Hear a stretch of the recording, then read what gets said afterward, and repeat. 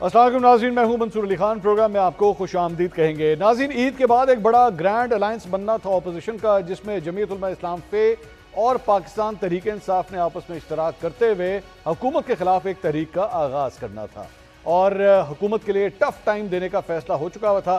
लेकिन उसके बाद आज एक बड़ी खबर आई है और जमीयत उलमा इस्लाम फे ने यह ऐलान किया है कि जनाब हम अपनी तहरीक सोलो फ्लाइट लेके चलाएंगे।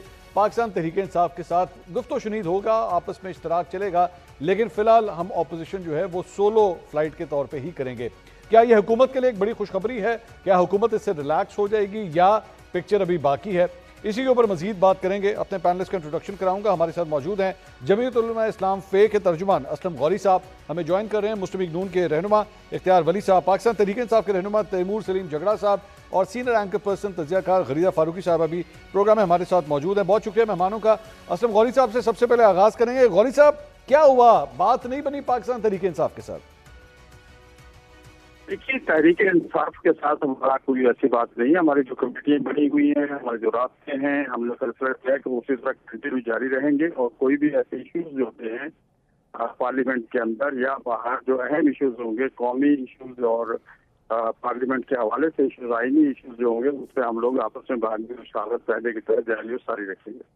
तो तक बात रहेगी इत्तेहाद की, बाकायदा कोई नया इत्तेहाद बनाना और करना जी। तो मैं तो अभी ये कहते हैं ना दिल्ली दूरस, वो वाला मामला है। पीटीआई के अंदर जो सूरत हाल है, उस सूरत हाल का हम जायजा ले रहे हैं और जिस वक्त तक हमें कोई वाज़ेह तौर पर पोजीशन नजर नहीं आएगी कि क्योंकि रोजाना एक नया जो भी लीडर उठता है नया बयान देता है और हम किससे मुज़ाकरात करें, किसके साथ इत्तेहाद में शामिल करें और किस तरह से ये इत्तेहाद बनाया जाए, तो हमारे लिए बड़ी सी मुश्किलात है।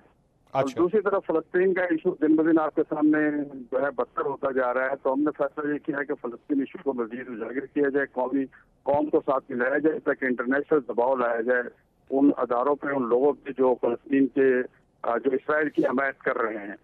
तो उस पर हमने फोकस किया है और उसके लिए इससे कबल पिछले हफ्ते एक इस्लामाबाद में किसी तरह का एक प्रोग्राम हुआ था जिसमें मुझे से इत्तेहाद उम्मत के नाम से तश्कील पाई थी कुछ सियासी जमातें और मजहबी जमातें। ठीक, तो हमने उसको 27 अप्रैल को मीनार पाकिस्तान लाहौर और इसी तरह 11 मई को पेशावर में और 15 मई को हमने कोयटा में जलसों का ऐलान किया है। अच्छा गौरी साहब, ये अभी आप ये जो फरमा रहे हैं कि जी रोज कोई नया बयान आ जाता है, ये किस सेंस में? आपके हवाले से तो कोई ऐसी बात नहीं हुई मेरे ख्याल में, जेयूएफए के हवाले से कि जनाब आपके हवाले से कोई नया बयान नहीं आया मेरे ख्याल में। नहीं, कुछ भी नहीं, हम पार्टी के अंदरूनी मामला के बारे में कहते हैं। अच्छा, यानी जो आपस में जो पीटीआई की आपस में लड़ाई झगड़े हो रहे हैं, आप उसकी बात कर रहे हैं? अभी हम उसमें कह रहे हैं कि हम देखें, जब आप किससे बात करते हैं, किसी एक के साथ बात करते हैं, तो वो बात फाइनल होनी चाहिए ना। अब ये तो नहीं है कि मैं रात के 1 बजे तक तो आप कहें कि सुबह हमने जाना है और सुबह अचानक 10 बजे हमें पता चले कि आप उसमें कमेटी के इजलास में नहीं जा रहे और बताया भी नहीं, आप एतमाद भी नहीं लेते। तो जब इस तरह की सूरत होगी तो फिर इत्तेहाद बना के चलना, तो हम इसको इत्तेहाद के मुनकर नहीं है। ये गौरी साहब, ये कब हुआ है? ये कब हुआ है? रात के 1 बजे तक आपको बताया गया और फिर वो नहीं गई, ये कब हुआ है इस तरह? ये जो कौमी क्रांति कौंसिल के कमेटी का इजलास हुआ था, तो उसकी बात करो। अच्छा, सुबह 10 बजे रात नहीं गया। अच्छा, उसमें आपको रात को बताया गया कि जा रहे हैं, सुबह फैसला हुआ कि नहीं जा रहे? रात 12:30-1 बजे तक तो हमारे साथ थे, कह रहे थे सुबह जाना है और सुबह अचानक हमें जा रहे थे तो मीडिया से पता चला कि ये नहीं जा रहे, उन्होंने पूछा तक नहीं हमें। अच्छा, तो इस तरह की जो सूरत हाल है, इस सूरत हाल के तनाज़ुर में कुछ पिछले दिनों बयान ऐसे आए हैं। बैरिस्टर गौर साहब के कुछ बयान और थे और सलमान अकरम राजा साहब का थोड़ा सा बयान और था और पार्टी के अंदरूनी मामला के बारे में हमारी ख्वाहिश है कि पार्टी अपने आप को इस मुश्किल से निकाल ले ताकि अगर कोई इत्तेहाद बने तो इत्तेहाद का मजाक ना बने। और हम संजीदगी से इसका जायजा भी ले रहे हैं। हम इत्तेहाद के दाई हैं, हम इत्तेहाद के खिलाफ नहीं हैं। अच्छा, लेकिन इत्तेहाद बामकसद बामायनी होना चाहिए। अच्छा, ये आज इत्तेहाद बन गए। जी जी, दो चीजों के बारे में गौरी साहब बताइएगा। एक तो ये बताइए कि ये जो भी स्पॉयलर्स, अगर मैं इसको लफ्ज इस्तेमाल कर लूं, कि जो चीजों को खराब हो जाता है जिसकी वजह से अली अमीन गंडापुर साहब के हालिया इंटरव्यूज या उनके बयानात की वजह से भी सिचुएशन खराब हुई है क्या? देखिए, ये हमारा जो इजलास होता है ना, ये तकरीबन साल में एक दफा होता है और इसमें 1500 से ज्यादा हमारे अरकान होते हैं, पूरे मुल्क के हर कोने से आते हैं। ठीक है जी। और गिलगित और तुर्बत और पता नहीं कहाँ से लोग यहाँ पहुंचते हैं इतने दिनों बाद। तो हमने इसको 6 महीने में बुलाया। पॉलिसी साज अदारा हमारा यही होता है, हमने 6 महीने के अंदर अंदर इस इजलास को बुलाया ताकि इस अहम इशू पे बात कर सके। ठीक है। अब उसमें जिस चीज के पास जो इस सिलसिले में थी तहफ़्फ़ुज़ात है, सब सावधान है। कुछ लोग खैबर पख्तूनख्वा से भी आते हैं, हमारे मेंबरान कुछ बलूचिस्तान से भी आते हैं, तो सब ने तहफ़्फ़ुज़ात का इजहार किया। तो इस इजहार के मद्देनजर रखते हुए हमने कहा इसको थोड़ा लंगर ऑन करें और आगे जाके देखते हैं क्या सूरत बनती है। और फिर हमने उसको थोड़ा सा और कर दिया, इस इजलास के फैसलों को हमने मशरूत कर दिया हमारे मरकजी मजलिस शूरा और मरकजी मजलिस आमला से। ठीक है। तो हम जब आइंदा कोई इत्तेहाद की बात करते हैं या किसी और इशू पर बात करते हैं तो हमें इस इजलास के बुलाने की जरूरत नहीं है। मरकजी मजलिस शूरा या मरकजी मजलिस आमला का फौरन इत्तेहाद बुला के उसमें ये सारे मामला। आखिरी सवाल गौरी साहब, ये बताइए कि हालिया दिनों में ये खबरें भी आई कि पाकिस्तान तहरीक इंसाफ के एस्टैब्लिशमेंट के साथ मुज़ाकरात चल रहे हैं, आप लोगों को इस पर कोई एतराज़ है या आप इस अमल को सपोर्ट करते हैं? देखिए छुपा के क्यों कर, हमने बता दें, हमें तो हमसे देखिए पिछली जो लास्ट अफ्तारी पे मुलाकात हमारी हुई है और उसमें ये बात तय हुई थी कि हम किसी एस्टैब्लिशमेंट से या हम हुकूमत से कोई मुलाकात करेंगे तो हम इनको बताएंगे और ये हमें बताएंगे, एतमाद मिलेगी।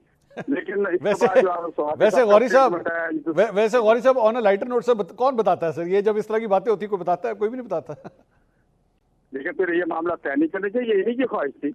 अच्छा, ये तो इन्हीं की ख्वाहिश थी कि जी आप इस तरह करें कि आइंदा मशवरे में रखे, तो हमने कहा अच्छी बात है। हमारे इत्तेहाद तो नहीं बना था, हम पाबंद तो नहीं थे, ठीक। लेकिन फिर भी हमने कहा ठीक है आइंदा हम दोनों पार्टियां मुशावरत से चलेंगे, एक दूसरे के इल्म में देंगे।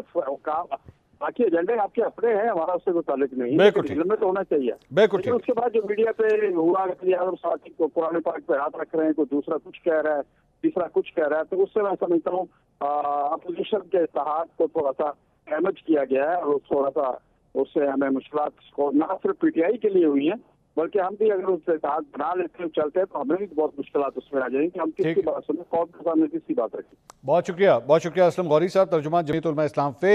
नाज़रीन आपने उनका पॉइंट ऑफ व्यू सुना, उन्होंने कहा कि जनाब बहुत सी चीज़ें हैं, मेरे ख्याल में अभी वक्त नहीं है इस इत्तेहाद का। हमारे साथ झगड़ा साहब मौजूद हैं। झगड़ा साहब देख लीजिए, आप लोगों के लड़ाई झगड़े जो हैं वो आपका एक इत्तेहादिया आपसे खो बैठा, आप लोगों के खैर आपके तो अपने लड़ाई झगड़े भी चल रहे हैं, ये क्या कमेंट करेंगे जो सूरत हाल बनी है सर?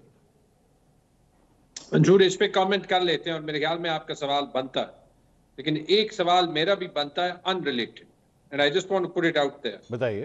पहली चीज तो हमें ये पूछना चाहिए वो जो मुल्क में आईन और कानून गायब हो गया वो वापस आएगा या नहीं? ठीक है। और उसकी एक अक्कासी कल देख लेंगे कि इमरान खान की फैमिली कल दोबारा अडियाला जाएगी और दोबारा नहीं मिलेगी, या फिर आखिरकार जो है वो पाकिस्तान वाकई एक डेफिनिशनल मानों में हार्ड स्टेट बनेगा। ठीक।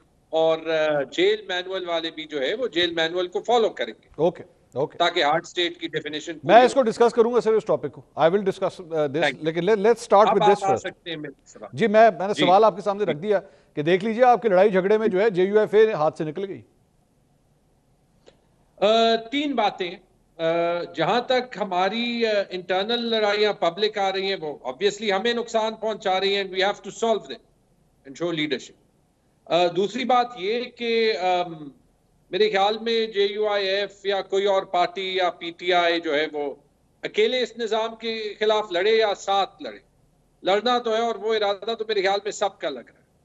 और तीसरी चीज, जब तक ये क्राइसिस सॉल्व ना हो, जब तक ये जो सियासी निज़ाम है, जो पाकिस्तान का सफर है नॉर्थ कोरिया बनने की तरफ, ये रुक ना जाए, ठीक, तो पाकिस्तान का आगे बढ़ना बड़ा मुश्किल लग रहा है। ठीक, तो मेरे ख्याल में ये तीन बात। अच्छा नहीं, लेकिन सर इस सारी चीज के अंदर आपने कहा कि कोई अलग लड़े कोई अलग लड़े, लेकिन यहाँ पे JUFA का तो एक और भी मसला है ना, वो ये समझती है कि KP के अंदर भी जो है वो धांधली हुई है, KP के अंदर भी जो है लोगों को नवाजा गया है, तो वो तो उसके बेनिफिशियरी तो आप लोग हैं डायरेक्टली। मैं तो नहीं हूं मंसूर, नहीं आप लोग, मैंने आप नहीं कहा, मैंने कहा आप लोग। Thank you. देखिए मेरे ख्याल में सबसे पहली चीज, और मैंने अपनी सीट में देखा है, मैंने पेशावर में मुख्तलिफ सीट पे देखा है, हमारे जो JUI के कैंडिडेट्स थे उन्होंने हमें अपने फॉर्म्स 45 दिए क्योंकि उनके रिजल्ट हमारे साथ मैच करते हैं। ठीक।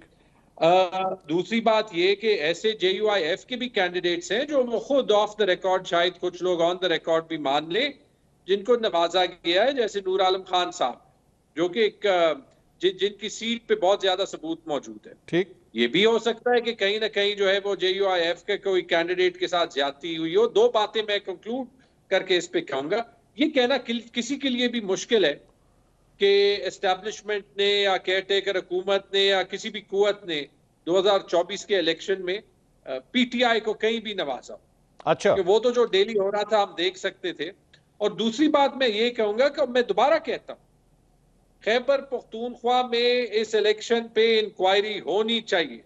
ये मैं as a PTI political committee member भी कह रहा हूं, ये इमरान खान साहब भी कह चुके हैं, ये मैं एज ए सिटीजन भी कह रहा हूं। ठीक, जो ठीक है, वो होनी चाहिए। एक वेस्ट पाकिस्तान इंक्वायरीज एक्ट मौजूद है, उसमें जो है वो हुकूमत बना सकती है इंक्वायरीज कमीशन। अगर हम इन चीजों पे लीगली ये नहीं दिखाएंगे कि हम कानून और आइन के मुताबिक जाना चाहते हैं। ये आपकी डिमांड फेडरल गवर्नमेंट से, प्रोविंशियल गवर्नमेंट से? नहीं, ये डिमांड दोनों से। फेडरल गवर्नमेंट से इसलिए कि ये नेशनल लेवल पे होना चाहिए, प्रोविंशियल गवर्नमेंट से इसलिए, और ये मेरा पब्लिक स्टांस रह चुका है कि मेरे ख्याल में प्रोविंशियल गवर्नमेंट को ये करना चाहिए। कि हमारी पार्टी की हुकूमत हो, किसी और पार्टी की हुकूमत हो, मैं ऑब्वियसली इसको हर रोज जो है वो स्ट्रेस नहीं करता, क्योंकि अपनी हुकूमत को एम्बैरस नहीं करना चाहता, लेकिन ये मेरा स्टेटेड स्टांस है। मेरे या मेरे सारे कॉलीग्स के केसेस देख लें, अभी कितने दिन हो गए, तकरीबन 450 दिन हो गए। हमारे जो वकला थे हमारे खिलाफ, वो जज बन गए। जो जज थे हमारे केसेस में, वो सुप्रीम कोर्ट के जज बन गए। जो उनके रिप्लेसमेंट्स थी, उन्होंने माजरत कर दी। अब वो जो है वो रिटायर्ड जजेस लग गए हैं, और कोई 60, 70, 80, 90 दिन से तो उनके पास वो केसेस हैं। अभी तक कोई हेयरिंग नहीं हुई। ठीक है, आज कुछ केसेस की हेयरिंग होनी थी, वो मुलतवी हो गई। ओके, तो मेरे ख्याल में पीटीआई को तो कोई नहीं नवाज रहा। ऑब्वियसली जो भी इस इलेक्शन की धांधली का सबूत छुपाना चाहता है, वो छुपा रहा है। नुकसान पाकिस्तान का। Okay, let me come back से गरिया फारूकी साहिबा, ये आपके लिए बड़ी खबर है कि JUIF और पाकिस्तान तहरीक इंसाफ का अलायंस नहीं हो सका, because they were very excited, आपस में इतनी मुलाकातें, मेल मुलाकातें, और हुकूमत को टफ टाइम, सड़कें गर्म करने की बातें हो रही थी। यहां पे तो ठंडा हो गया सब कुछ। ये तो होना ही था मंसूर अली खान साहब, दिस वाज एक्सपेक्टेड। ये तो कभी भी नहीं हो सकता था कि पीटीआई और JUIF का कोई सियासी इत्तेहाद हो जाए। मौलाना फजलुर रहमान एक जहांदीदा, एक खाक, एक सीनियर और संजीदा सियासतदान है। उन्होंने एक तवील अरसे से सियासत कर रखी है, ख़ानदानी सियासी शख्सियत है, वो स्ट्रीट पावर उनके हाथ में है।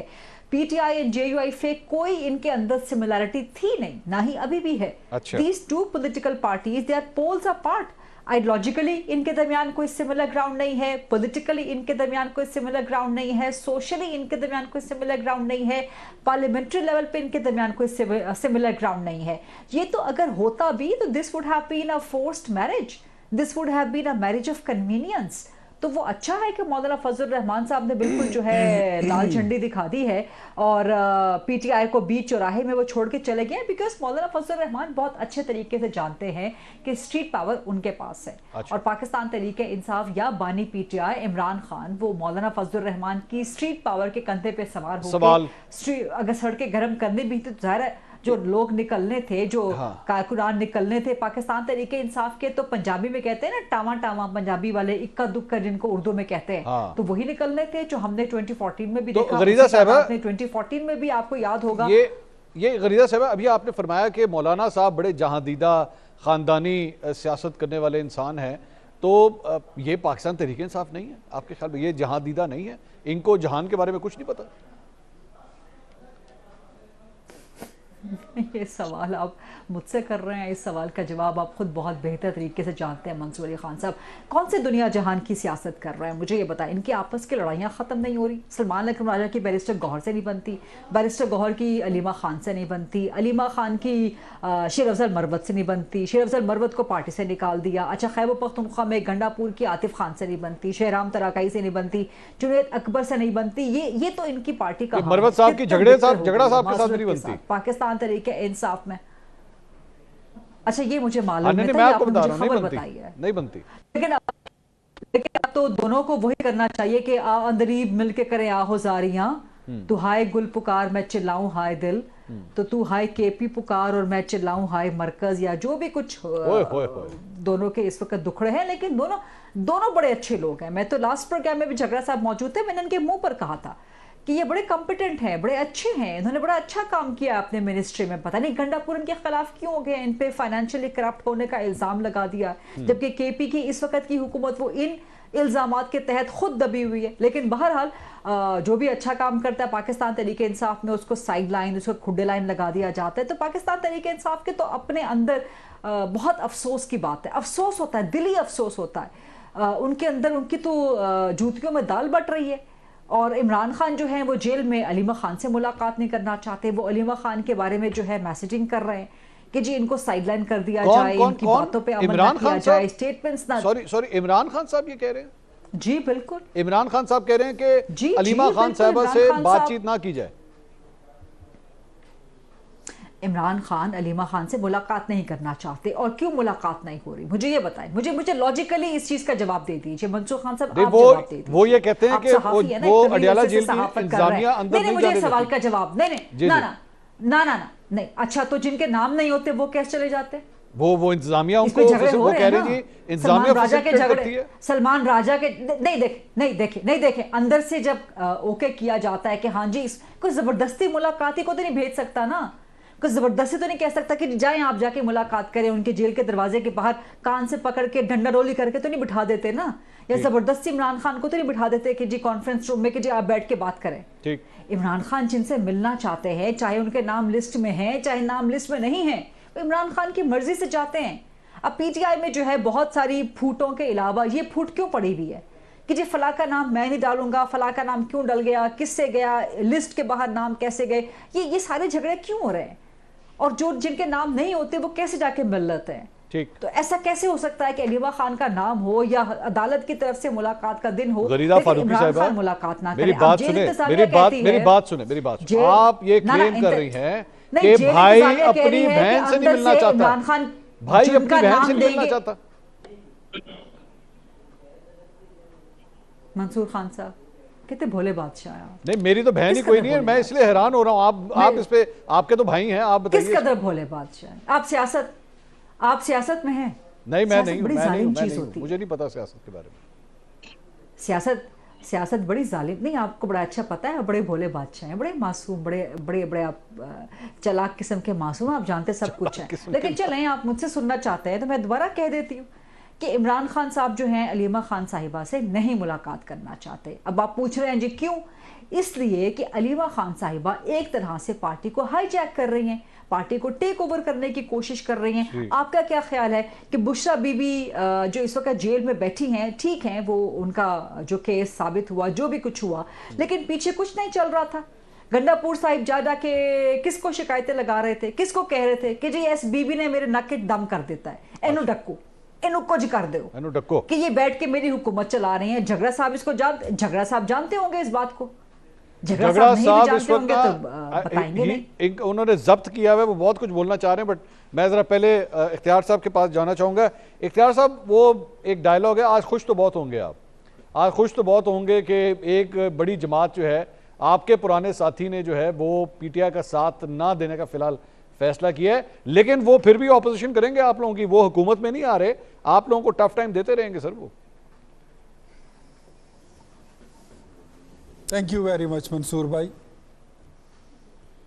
देखिए, जो जिस बात की आप कह रहे हैं ना कि आप खुश होंगे, मैं इनफैक्ट आप लोगों के कमेंट्स देख रहा था, सवाल और जवाब देख रहा था, गरीदा मैम के जो उनका जो तबसरा था मैं उसको भी इंजॉय कर रहा था।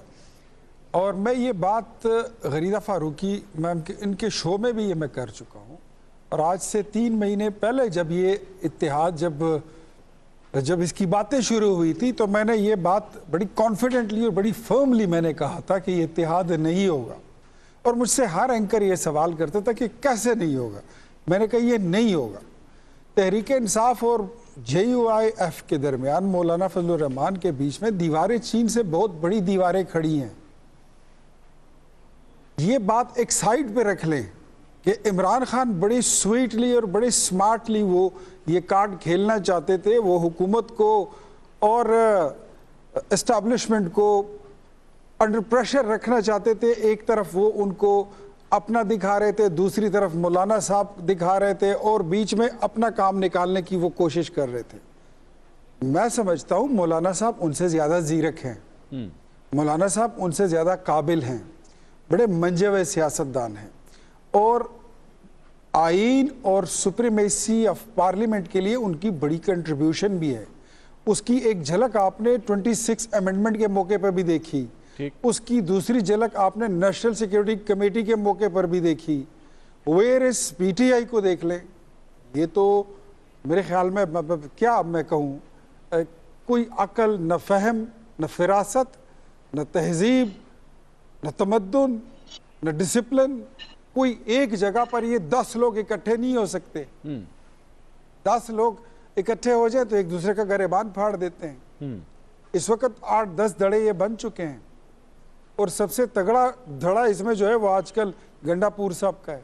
अच्छा, ये मामलात इनके हो नहीं सकते थे। पीटीआई और जेयूआईएफ मौलाना फजलुर रहमान के बीच में कल्चरल तजादात मौजूद हैं, इनके बीच में सियासी तजादात मौजूद हैं, इनके बीच में इलेक्शन के तजादात मौजूद हैं, इनके बीच में आप कह लें कि एक सूबे में स्टेक्स के तजादात मौजूद हैं, और इसके अलावा कुछ और तजादात भी हैं। नहीं, लेकिन इख्तियार साहब और काफी सारे इख्तियार साहब, ये इख्तिलाफात तो फिर आपके भी पीपल्स पार्टी के साथ रहे ना सर। आप लोगों ने भी तो हाथ मिला लिया, जब वक्त आया, जरूरत पड़ी, आप लोगों ने हाथ मिला लिया।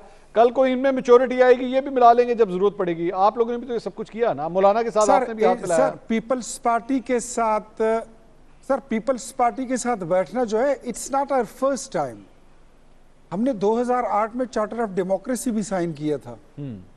हमने परवेज मुशर्रफ की जो कैबिनेट थी उसमें भी हमने एक साथ ओथ लिया था, और काली पट्टियां बांध के उसमें हमारे जो वजीर थे वो खड़े थे। ठीक, इट्स अ लॉन्ग स्टोरी। हमारे बीच में इख्तिलाफ होता है, हमारे बीच में लकीरें नहीं खींची जाती, हमारे बीच में ये नहीं होता कि उधर तुम और इधर हम, अब तुम रहोगे या हम रहेंगे, अब हम रहेंगे या पाकिस्तान रहेगा। ये कौन सी मखलूक है, ये कौन सी सियासी जमात है? ये भी पॉलिटिकल पार्टी बने ही नहीं है। ये पॉलिटिकल पार्टी तो बन जाए। ये फार्म 47 की कहानी गढ़ते गढ़ते गढ़ते अपोजिशन लीडर को देखे बेचारे का गला बैठ गया है। जुम्मे वाले दिन उसका अपना पता चला कि वो तो फार्म 47 का रिजल्ट लेके खड़ा है, और यही बात मौलाना कहता है कि आप निकालिए, ऑडिट पे हमारे साथ एग्री करें खैबर पख्तूनख्वा के इलेक्शंस की। हम समझते हैं कि हमारा माले मसरूका चोरी शुदा मैंडेट वो मुस्लिम लीग नून के पास नहीं है, वो पीपल्स पार्टी के पास नहीं है, वो एएनपी के पास नहीं है, वो हमारा पीटीआई के घर में पड़ा हुआ है। चले मुझे जरा जवाब देने दे मौलाना से, मुझे जवाब देने दे जरा। ये हमारा एक मुश्तरका मौकिफ है, और हम समझते हैं कि कभी भी, मैं फिर भी आपको कहता हूं, मौलाना साहब और इमरान खान का इत्तेहाद अगर ये हो जाता तो ये इससे कम नहीं होता कि अगर कोई कह दे कि नेतन्याहू और शेख अब्बास का इत्तेहाद हो गया। वाह, क्या एग्जाम्पल दिया आपने। अच्छा झगड़ा साहब, आपने कहाँ से स्टार्ट करना है? सर मुझे तो गरीदा फारूकी साहिबा ने आज हैरान कर दिया, परेशान कर दिया है। इवन दो वो समझती हैं कि मैं बहुत मासूम हूँ, मैं हूँ, लेकिन वो मुझे साथ साथ चलाक भी समझती है। लेकिन मेरे लिए बड़ी हैरानगी की बात है कि उन्होंने कहा कि जनाब एक्चुअली अलीमा खान साहिबा से खान साहब नहीं मिलना चाहते। मेरे लिए शॉकिंग खबर है आज ये गरीदा फारूकी को ही पता हो सकता है, मुझे तो ये नहीं लगता। लेकिन उन्होंने जो लॉजिक्स दिए सर वो बड़ी स्ट्रांग है। वो कहा जी वो खान साहब से कोई जबरदस्ती तो नहीं मिल सकता ना, अगर खान साहब ना मिलना चाहें। ये खान साहब ही इनकार करते हैं जिसकी वजह से अलीमा खान अंदर नहीं जा सकती। अगेन सिवाय गंडापुर साहब के, आजम स्वाति साहब के और गौहर साहब के तो कोई और अंदर गया नहीं है। तो ये आप उनसे पूछ सकते हैं, या गरीदा फारूकी से पूछ सकते हैं, या आपको इन्फॉर्मेशन हो सकती है। हमारे ख्याल में तो इमरान खान साहब जो है वो सबसे मिलना चाहेंगे और अपनी फैमिली से तो मिलना चाहेंगे, और इसे हमें ट्रिवियलाइज करना नहीं चाहिए। लेकिन सर आपकी पार्टी के अंदर तो वाकई बहुत बुरी हालत है। मतलब दोनों ये जो अफराद बात कर रहे हैं, गरीदा फारूकी साहबा, इख्तियार साहब, एक पिन पॉइंट कर रहे हैं चीज़, और वो ये है कि आपस में लड़ी जा रहे हैं, एक दूसरे के खिलाफ लड़ते जा रहे हैं। आपके ऊपर भी अटैक्स हो रहे हैं, आपके ऊपर भी इल्जामात लगाए जा रहे हैं। तो ऐसी पार्टी से तो वाकई कोई दूसरी जमात कहेगी भाई कोसों दूर ही रहो, इनका कीचड़ हमारे कपड़े भी खराब करेगा। नेतन्याहू का तो मुझे नहीं पता, इख्तियार वली ने कहा, लेकिन एक वक्त में जो यित्साक रबीन थे उनकी यासिर अराफात से जो है वो मुलाकात भी हो गई थी और काफी प्रोग्रेस भी हुई। ठीक, और जिस तरीके से परवेज खटक PMLN की हुकूमत का हिस्सा बन सकते हैं तो हो जाता है, जैसे आपने कहा, आगे पीछे सही वक्त पे जो है वो एक साथ भी पार्टियां चल जाएंगी। अच्छा, लेकिन आप लोगों की सर लड़ाइयां किस तरह खत्म होगी, मेरा तो ये सवाल है। आप देख नहीं सकते, लेकिन इख्तियार वली साहब के चेहरे पे आज जो मुस्कुराहट और सुकून में देख रहा हूं, मैंने इससे पहले आज तक नहीं देखा। मैं इसलिए रिलैक्स्ड हूं क्योंकि जो एक विस्परिंग कैंपेन चल रही थी, शायद मैं पाकिस्तान का वाहिद सियासतदान हूं जिसने अपने खिलाफ इल्जामात भी खुद पब्लिक कर दिए और जवाबात भी खुद पब्लिक कर दिए। और ये आप तभी कर सकते हैं जब आपके पास कुछ छुपाने का ना। लेकिन जहां तक आपकी बात है हमारे इंटरनल डिफरेंसेस की, इसको मैं आई डोंट नो बाकी लोग कैसे जो है वो इसका जवाब देते, लेकिन वो हमें नुकसान पहुंचा रही है, वो आपका सवाल बनता है और वो हमारी जिम्मेदारी है और हमारी कमजोरी है। जब तक हम उन्हें सॉल्व ना करें तो ऑब्वियसली उससे और लोग जो है वो फायदा उठाएंगे। हमारा मिशन फिलहाल एक ही होना चाहिए, वो ये है कि एक्चुअली इमरान खान जिस बात के लिए कुर्बानी दे रहे हैं जेल में कि पाकिस्तान में जमहूरियत आए, उसको हर स्टेटस को कुव्वत जो है वो साइडलाइन करने की कोशिश करेगी। जब फोकस हमारे इंटरनल डिफरेंसेस पे होगा तो ऑब्वियसली उसका हमारे को नुकसान होगा और इट इज समथिंग जिससे हमें आगे बढ़ना है। इसकी रिस्पॉन्सिबिलिटी पार्टी लीडरशिप के अलावा, जिसमें इन द ब्रॉड सेंस मैं शामिल हूं, मेरे पास कोई ओहदा नहीं है, हम कोशिश जरूर कर रहे हैं। आप ये भी कह सकते हैं कि छोटे इख्तिलाफात हैं, बड़े हैं, बहरहाल आप जो भी कहें, हमें वो यूनाइटेड फेस जब भी हम क्रेडिबली प्रेजेंट कर सकेंगे तो आप देख लेंगे कि ये तहरीक कितनी जल्दी आगे जाती है। गरीदा साहब, आप समझती हैं कि ये चीज़ें रिजॉल्व हो सकेंगी इतने लैक ऑफ ट्रस्ट के साथ जो इस वक्त PTI का हम हाल देख रहे हैं? झगड़ा साहब, मैं हमेशा इनको बड़ा एक ऑप्टिमिस्टिक इंसान मैंने पाया है, हमेशा इज ऑलवेज बुरी से बुरी सिचुएशन में भी इज़ वेरी ऑप्टिमिस्टिक, लेकिन क्या वाकई इस वक्त ऑप्टिमिज्म के साथ जो है वो चीज़ें रिजॉल्व हो सकती हैं? झगड़ा साहब के सवालात तो यकीनन आप उनसे खुद ही कीजिए और उनकी राय का मुझे बहुत एहतराम है, उनकी पॉलिटिकल प्रेजेंस का मुझे बहुत एहतराम है बतौर सहाफ़ी, बतौर इंसान भी। लेकिन जो आप मंसूर खान साहब, मेरे कॉलीग, मेरे दोस्त, बड़ी एक मासूम सी चालाकी के साथ बार बार ये जानने की कोशिश कर रहे हैं ना। मैं आपको एक छोटा सा फैक्ट आपके सामने रख देती हूँ। आप लाहौर के जमपल है ना, आपने बड़ी कहानियाँ सुनी होंगी खान साहब की ज़िंदगी की। नहीं सुनी तो लाहौर के माशाल्लाह और भी बड़े जमपल हैं, वो सब जिन्होंने इन गलियों में खान साहब के साथ सारी ज़िंदगी गुजारी है। किसी से भी आप वेरीफाई कर लीजिएगा। इमरान खान जब से पढ़ने के लिए, क्रिकेट खेलने के लिए पाकिस्तान से बाहर गए, कोई भी ऐसी ईद नहीं थी, चाहे छोटी ईद हो चाहे बड़ी ईद हो, साल में 2 ईदें आती हैं, जो उन्होंने अपनी बहनों के साथ गुजारी हो।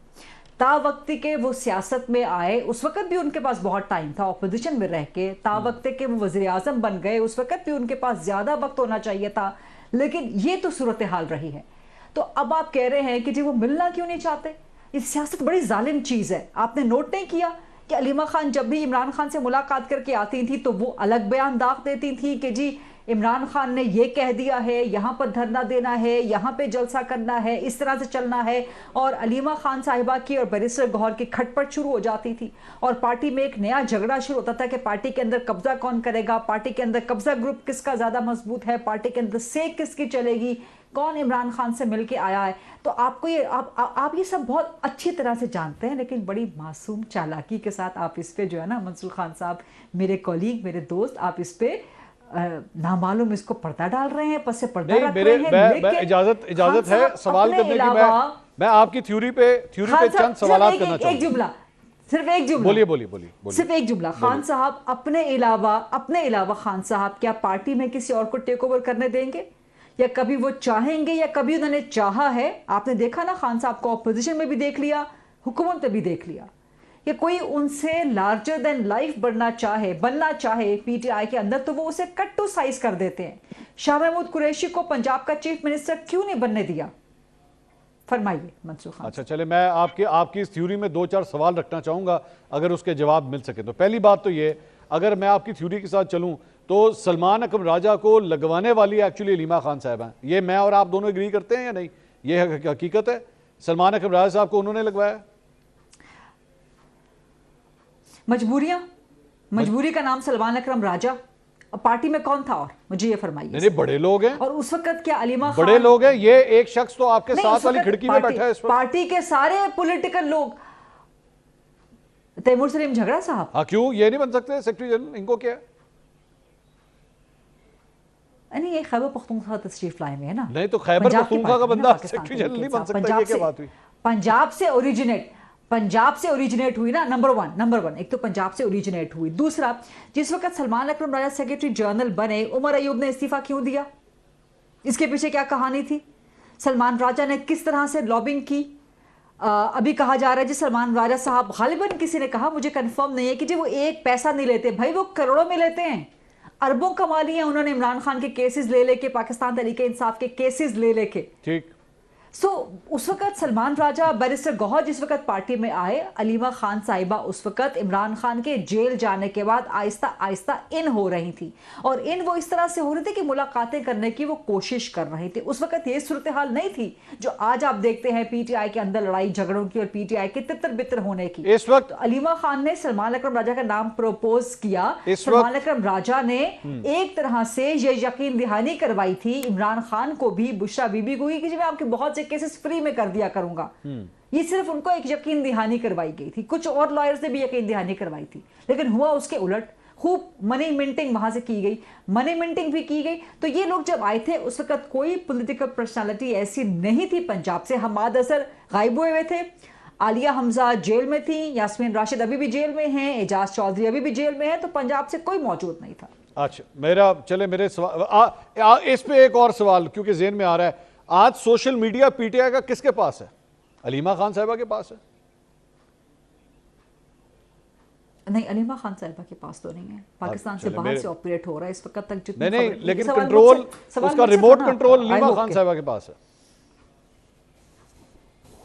अच्छा, ये आपकी खबर है? ये मेरे लिए बड़ी अचंभे की खबर है वैसे। अच्छा चले, आप इसको चेक कर लीजिएगा। झगड़ा साहब की मुस्कुराहट जो है ना मेरी खबर के ऊपर तस्दीक कर रही है। बहरहाल इख्तियार साहब, ये सर ये नून लीग में भी सर हमने माजी में देखा हुआ है, मरियम नवाज ग्रुप, शहबाज शरीफ ग्रुप, लेकिन फिर जब हुकूमत में आते हैं ना और जब नवाज शरीफ साहब आ गए तो उनकी छतरी के नीचे सब के सब इकट्ठे हो गए। तो यहाँ पे क्या ये लड़ाई झगड़ा सिर्फ इस वजह से ही हो रहा है क्योंकि खान साहब बाहर नहीं है? क्योंकि पीटीआई के लोग ये कहते हैं खान साहब एक दफा बाहर आ गए ना तो ना बैरिस्टर गौहर रहना है, ना सलमान अकरम राजा, ना अली अमीन गंडापुर, तो ना अलीमा खान, सब ने एक हो जाना है। देखिए, मैं मंसूर भाई आपको एक थोड़ा सा दोनों का तकाबली जायजा पेश करता हूँ। बताइए। अलीमा खान, आपने कहा, बिल्कुल आपने ठीक कहा कि सलमान अकरम राजा जो पहले राजा थे, अब इतना कमाल ही है कि मेरे ख्याल में अब वो महाराजा बन चुके हैं। और महाराजा साहब जो हैं, सुनने में आ रहा है कि जो फीसें इमरान और ये पीटीआई की केसों की मद में इकट्ठे किए गए हैं, शायद उसमें अलीमा आपा जो हैं तो वो उसमें पार्टनर भी हैं। जहाँ तक उनकी मुलाकात की बात है तो बिल्कुल मैं इस बात को इंडोर्स करता हूँ, बल्कि मैं इस बात की तस्दीक करता हूँ without any hesitation and after a prior certification कि इसमें कोई इबाम नहीं है कि इमरान खान अलीमा आपा से मिलना नहीं चाहते। और उनको ये पता है कि जब ये मुलाकात करती हैं तो मैं इनके साथ बात कुछ और करता हूँ, बाहर जाके ये लाइन कुछ और ले लेती हैं। पिछली दफ़ा इन्होंने बड़ा शोर मचाया, मैंने इनको बोला कि भाई हमारी तरफ से कोई मसला नहीं है, अपना घर अपना हाउस इन ऑर्डर कर लो।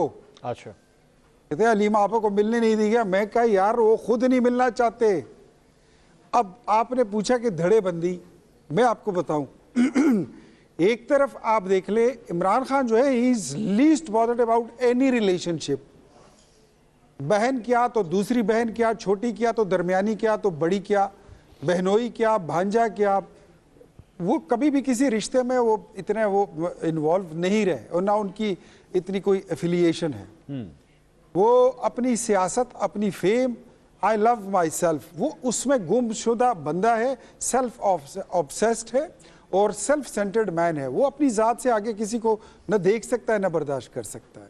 जितनी धड़ेबंदी इनकी हो चुकी है, अगर आप कंपेयर करना चाहें मुस्लिम लीग नून में से, बड़ी कहानियां हमने सुनी थी जब परवेज मुशर्रफ की हुकूमत थी। आपने देखा होगा कि शहबाज शरीफ ने खुद कहा था, बल्कि एक एंकर ने भी ये कह दिया था, पाकिस्तान के बड़े मारूफ एंकर ने, कि शहबाज शरीफ को 2 बार प्राइम मिनिस्टर बनने की ऑफर हुई थी बट ही रिफ्यूज्ड, उन्होंने नहीं लिया। नून में से शीन, शीन में से मीम, ये तो लोगों का बड़ा अरमान रहा है। ठीक, कभी भी मैं आज मुस्लिम लीग नून में after spending 34-35 years of my life, prime time of my life, मैंने वहां पर कभी भी मुझे ये बू नहीं आई कि ये शीन है, ये मीम है, ये नून है। वो एक पार्टी है, वहां पर रहबर एक है, वहां इमाम एक है, वहां बाकी सारे मुक्तदी हैं, वजीर आजम समेत, तमाम वुज़रा समेत, जनरल सेक्रेटरी समेत, तमाम चारों सूबों की क़ियादत समेत लीडर उनका एक ही है, वो नवाज शरीफ है। ये गरीदा साहब, कोई भाव नहीं है। गरीदा साहब कुछ कहना चाह रही है, जरा बात सुनिएगा इनकी। जी गरीदा, गो अहेड। जी, मैं सिर्फ एक जुमला कहना चाहती थी कि इख्तियार अली खान साहब मेरे लिए बड़े मोहतरम हैं, बड़े काबिल एहतराम है, लेकिन इन्होंने कहा कि नून में से शीन, नून में से मीम निकालने की बड़ी कोशिश की गई, लेकिन नून में से तो खुद ही नून निकल गया।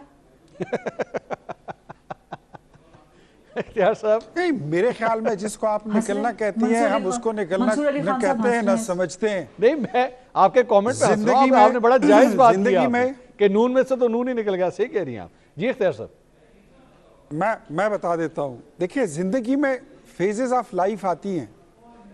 मेरे ख्याल में आई एम 51, 52 नाउ, आप शायद इतने के ना हो, अभी आपने जिंदगी के कई और साल देखने हैं, अल्लाह आपको लंबी जिंदगी दे।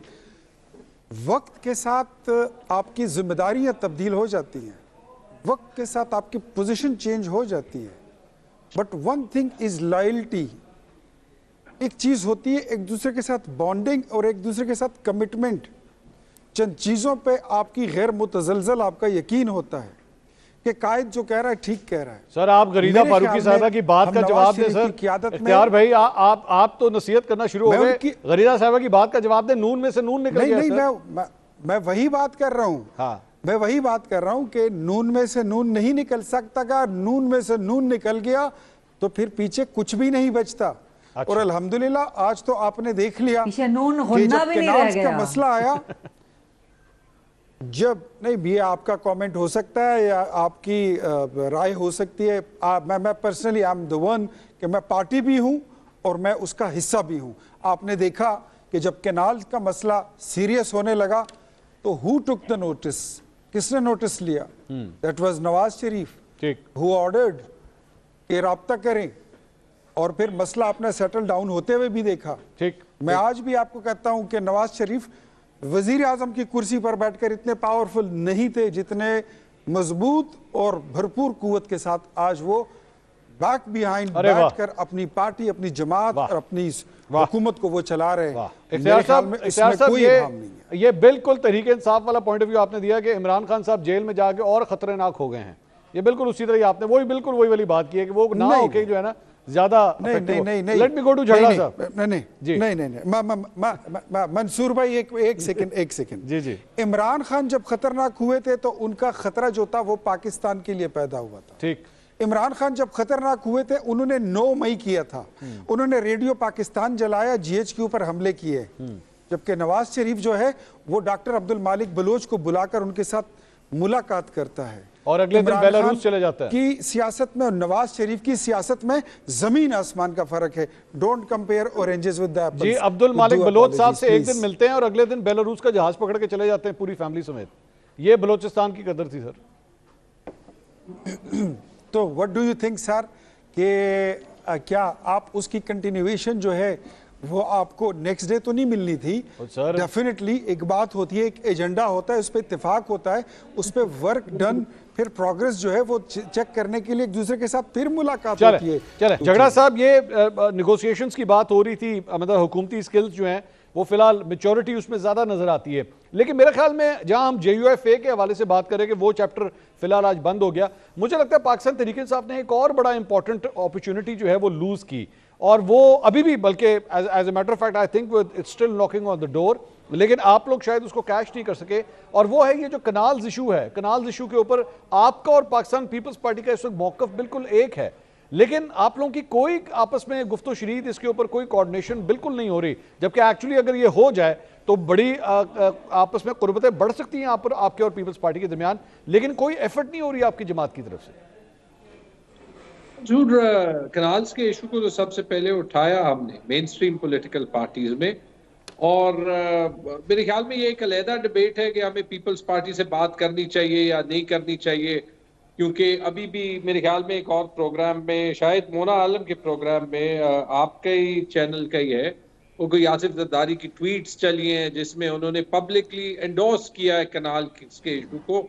पिछले साल की बात है, लेकिन कनाल्स का इशू आपने रेस किया, वो इसी बात की अक्कासी करता है कि जब एक अथॉरिटेरियन रजीम हो तो फिर वो ना ये देख सकता है, ना ये सुन सकता है, या ना ये समझ सकता है कि वफाक कैसे चलते। तो फिर वहां पे मारंग बलोच को जेल किया, और मेरे दोस्त इख्तियार वली कह रहे हो कि नवाज शरीफ ने पत्नी बलोचिस्तान के लिए बड़ा दिल खोला है। वहां पे जो है वो सिंध में कनाल्स का इशू जो है वो ले आए, जो कि वहां का कालापाक डैम बन गया है। खैबर पख्तूनख्वा में माइंस एंड मिनरल्स बिल जो है वो एक फेडरल डीजी मिनरल अथॉरिटी जो है वो चारों सूबों को भेज दे, वो एक और कालापाक डैम बन गया है। पाटा में एक अलहदा कालापाक डैम जो है वो बन गया है। तो आई डोंट नो कि कब तक जो है वो हम इस मुल्क को ऐसे चला सकते हैं। अगर टाइम हो, just a couple of clarifications. Please go ahead. एक तो जी वो अलीमा खान के मुतालिक बात हुई, सोशल मीडिया के मुतालिक। सोशल मीडिया एक ऑर्गेनिक फिनोमिनन है, और अलीमा खान को खान से ना मिलवाने की कोई और वजह नहीं है। आपको भी पता है, मुझे भी पता है, मां सिवा ये कि वो इमरान खान का मैसेज एज इज बाहर पहुंचाती हैं, और जो भी उसी तरीके से बाहर पहुंचाता है उसको रोका जा। और जहां तक उमर अयूब और सलमान राजा की बात हुई, देखिए वैसे ताजुब की बात है, उमर 80,000 वोट से सीट जीता है, उसकी सीट जो है वो कोर्ट्स खोल सकते हैं। जो हम जो मेरी सीट फॉर एग्जांपल एक 1600 वोट वाले से मैं 25,000 वोट के साथ जीता हूं, इख्तियार वली को भी पता है, वो सीट इलेक्शन कमीशन नहीं खोल सकता। और सलमान राजा के साथ किसी को जो भी इख्तिलाफ हो, ये कहना कि पाकिस्तान के एक सबसे सक्सेसफुल लॉयर जिन्होंने वैसे ही सियासत से पहले करोड़ों रुपए बनाए होंगे, हलाल के बनाए होंगे, जो मुझे पता है कि आज क्योंकि वो सियासत कर रहा है, क्योंकि वो जो है वो जिस कॉज में वो बिलीव करता है, उसके लिए उसने अपना जो जराए आमदन है वो छोड़ा है। ये कहना कि उसने पैसे बनाए हैं, ये मैं इसलिए भी नहीं कह रहा कि वो पार्टी का सेक्रेटरी जनरल है, क्योंकि मुझे खुद इस टाइप के इल्जामात फेस करने पड़ते हैं। देखें, ऐसे लोगों को सियासत में आने दें जो कि कुछ मुख्तलिफ कंट्रीब्यूट कर सकते हैं।